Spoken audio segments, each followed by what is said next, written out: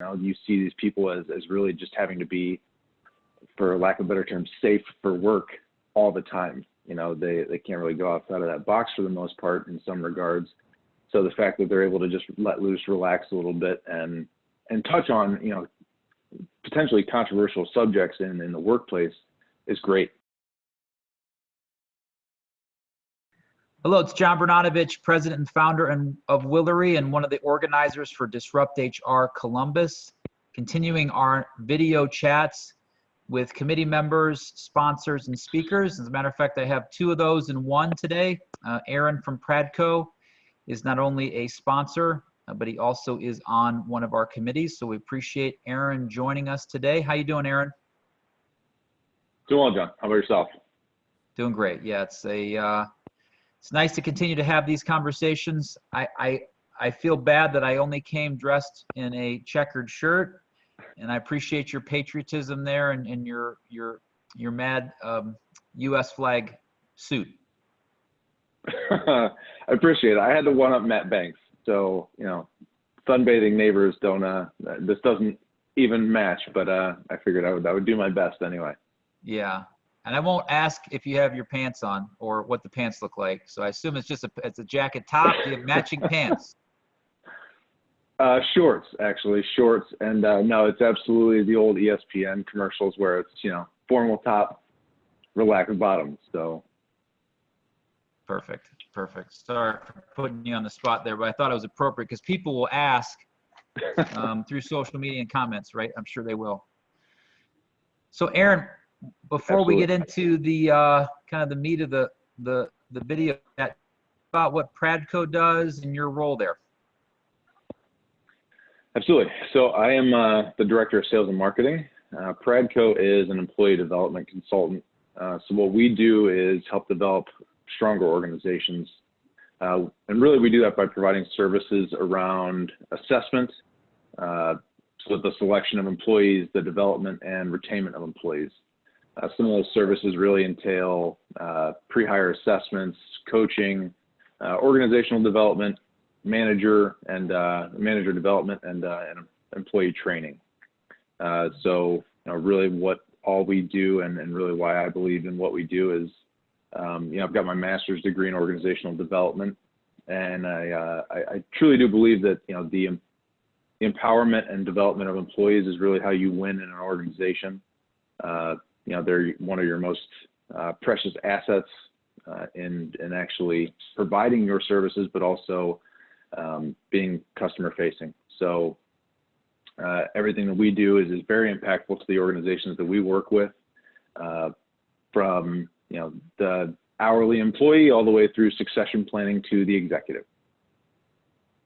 Yeah, no, I totally understand. And knowing a fair amount about your business as a client, which we're very happy to be at Willory. So thank you for your service and support and helping us assess and develop our team members. Is you have a distinct focus within the what I'll call public kind of city governmental organizations, and do a fair amount of work in the with firefighters and police, and so I'm sure many of those folks appreciate what you've been able to do for them, as well as their service, especially in this time. Yeah, I mean that's especially now. I mean that's been one of our larger verticals that we're in. With everything manufacturing is going through. I mean that's been our really longest standing relationships that we've had, especially in the Cleveland market. We've been here for, this is actually our 65th year in business, so it's kind of bittersweet to have it during this type of situation, but that just, to us, that just means that we've weathered many storms through many different obstacles and overcame all of those. So absolutely what's going to happen here, and that's really what I think Cleveland and the market and Ohio in general really stands for. So we're definitely aligned with that, and surviving and then thriving again. Yeah, perseverance and grit.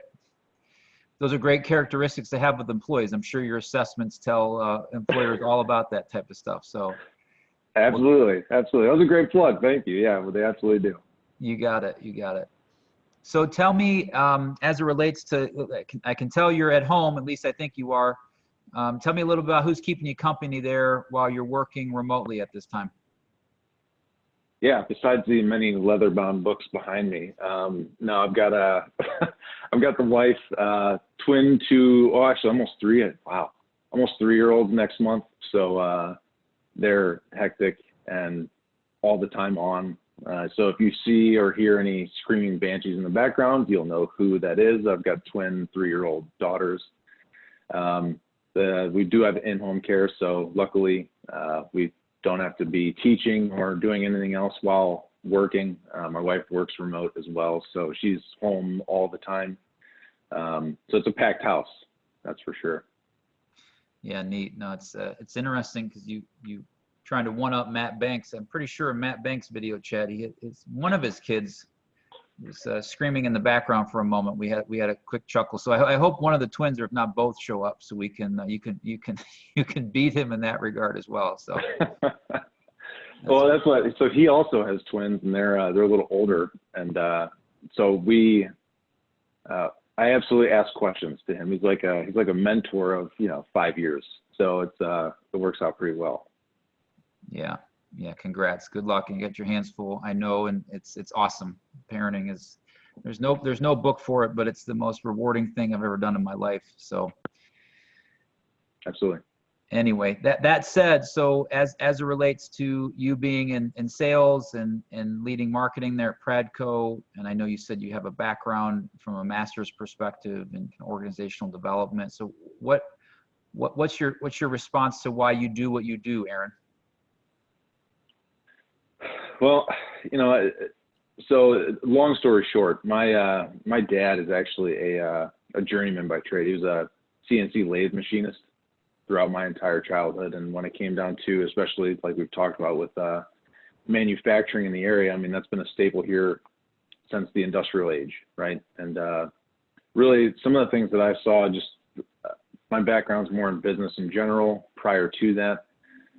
Besides number crunching and everything else, like that's all fine and good. I'm good on that front. But when it comes down to the people aspect of businesses, that's been the most challenging portion of anyone's company. It's the most expensive for the most part, and again, the most challenging. So really the reason why I do this is because it's directly correlated with that. Instead of downsizing the profitability or anything like that, especially in this type of scenario that we're in now, how do you empower your employees? How do you get more out of them? And really the background that I have in my master's degree is exactly that.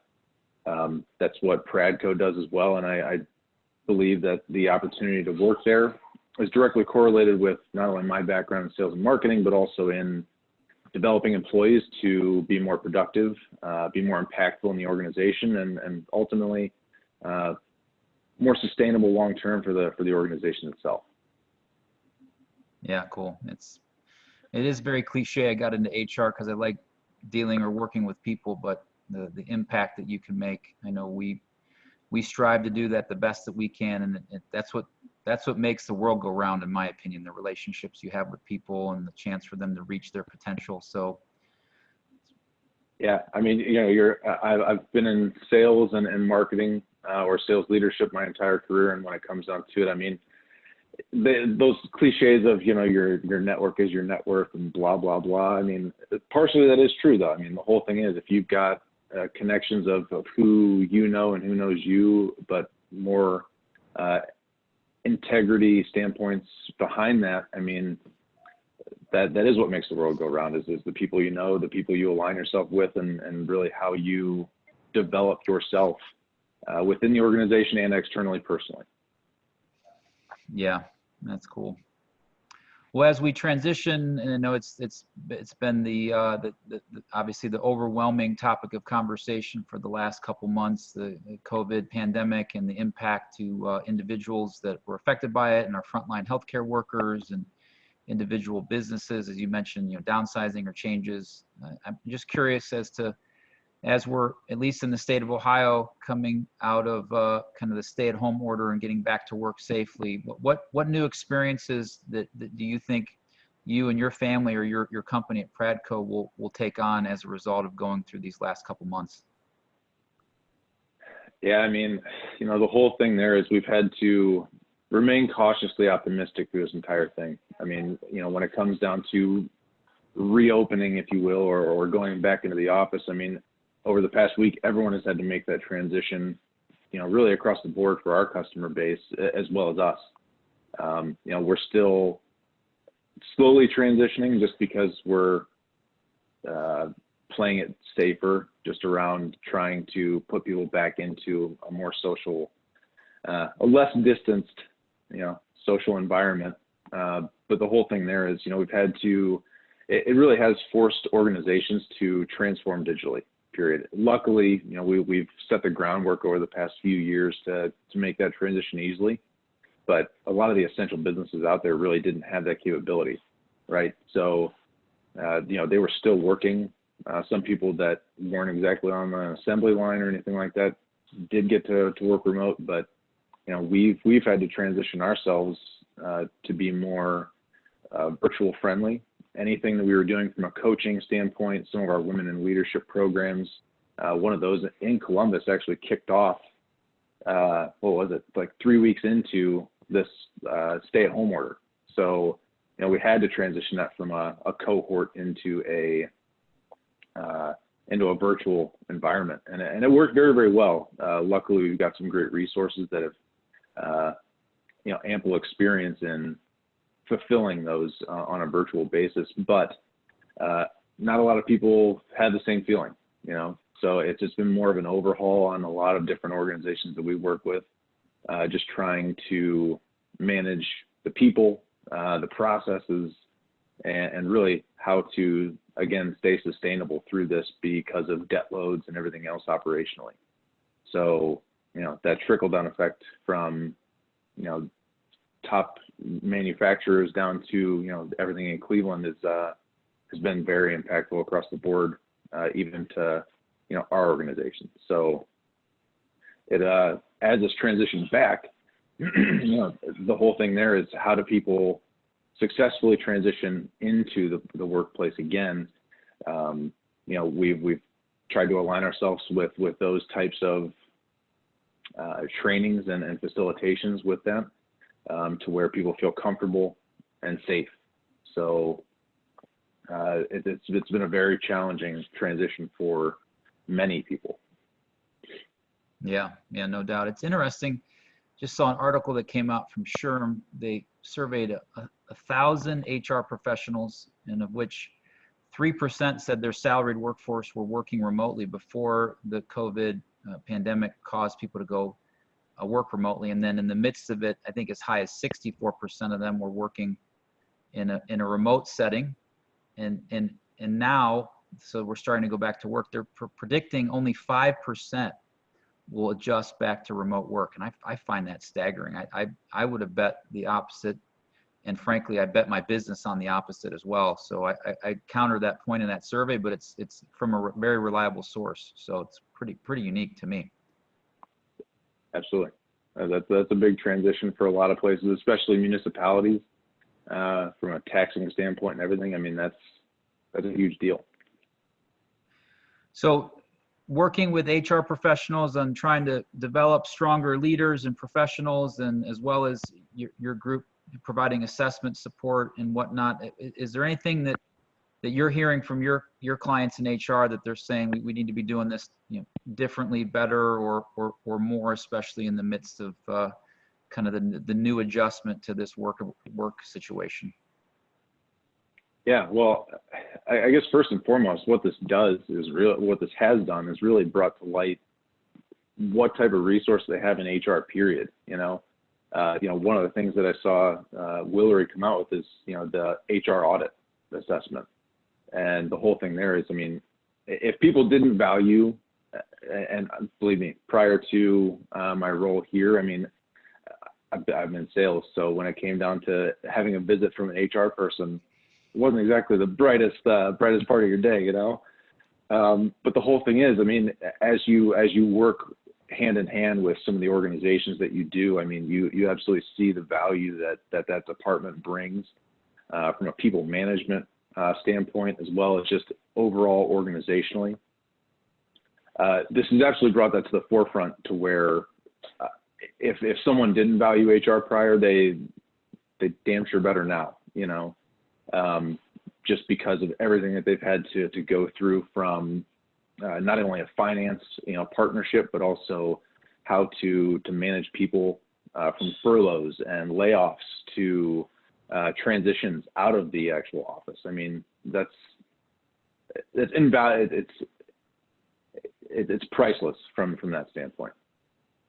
Yeah, no, it's the impact on all the legislative changes that seem to adjust day to day and week to week, and it is a really unique time, and I agree with you.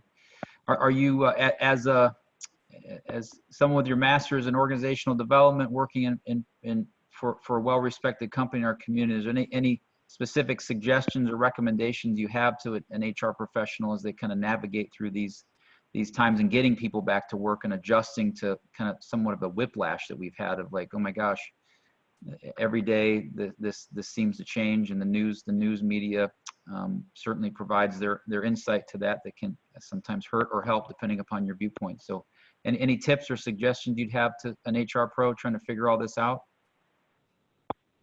Yeah, I mean, from a leadership standpoint, you're that, I guess you could consider yourself that constant North Star. I mean, everyone's looking to the organizational leaders, HR, to be that consistent voice and really the leader of the organization, when it comes down to how they should react to these types of scenarios. I mean, if the HR person is in a calm state, they're empathetic, compassionate to everyone's scenarios, it helps people feel more comfortable. It helps calm completely, the environment completely, and really it assists in that transition back to the office as well, because if they know they're in a safe environment, they're gonna produce more. So, luckily, a lot of organizations out there have great resources to do that. Hopefully they're taking that same approach just based off of webinars that they've watched, their emotional intelligence that they do have currently, or ways to actually develop that, and keep that at the forefront as you're actually engaging with these people with any concerns that they have. Yeah, no, I like that comment. The North Star to your organization of HR. I think I'm incredibly passionate about that topic, that your people are your greatest asset and resource, and the more that you can do to invest in them and make them better and leverage HR the way that it should be leveraged, truly, as a partner to the business and as the leadership team, not necessarily someone that keeps you out of trouble or make sure that you have all the right policies and procedures. Those things are important, but they're not paramount. Yes, they are.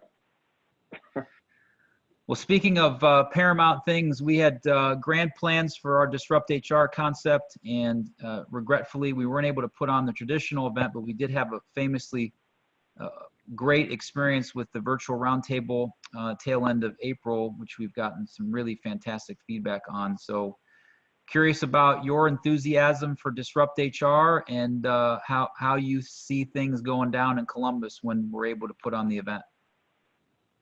Yeah, so the fact that it actually sold out in such a short period of time was fantastic. So kudos to Bridget and the rest of the marketing committee, but everyone else from the speaker standpoint, and you and Willory, John, you and your team, taking that on to put that on as a great event.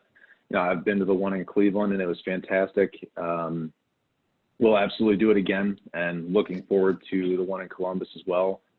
Yeah, it is unfortunate that it didn't happen, but the actual web-based version of it that was shorter was fantastic. So you guys did a great job putting that on.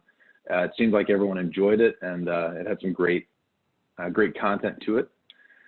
So I'm absolutely looking forward to when we can actually have that, and everyone be around for a cocktail or two while that happens. Really, to my comment earlier from this, Disrupt HR allows, human resources. It really does put that human element into it. You see these people as really just having to be, for lack of a better term, safe for work all the time. They can't really go outside of that box for the most part in some regards. So the fact that they're able to just let loose, relax a little bit, and touch on, potentially controversial subjects in the workplace is great, while, getting to network having a drink and really just getting to know others within the community. HR professionals sure know how to let loose. I can tell you that. It's a lot of fun, and we will do it when the time comes. It's certainly, I can tell you, having done a number of these video chats with people just like you, Aaron, it's given us a chance to get to know each other a lot better, create that fellowship and community, and we will have certainly something to celebrate, not only because we have those relationships established, but we'll be celebrating the fact that we can get together as a group in that regard. So yeah. We will continue to keep everyone posted as we continue our momentum around Disrupt HR Columbus. Aaron, I really appreciate your time today, and I wish everyone safe health and patience as we endure through these unique times. And for now, this is John Bernadovich from Willory and one of the co-organizers of Disrupt HR Columbus. Take care, everybody. Thank you, Aaron.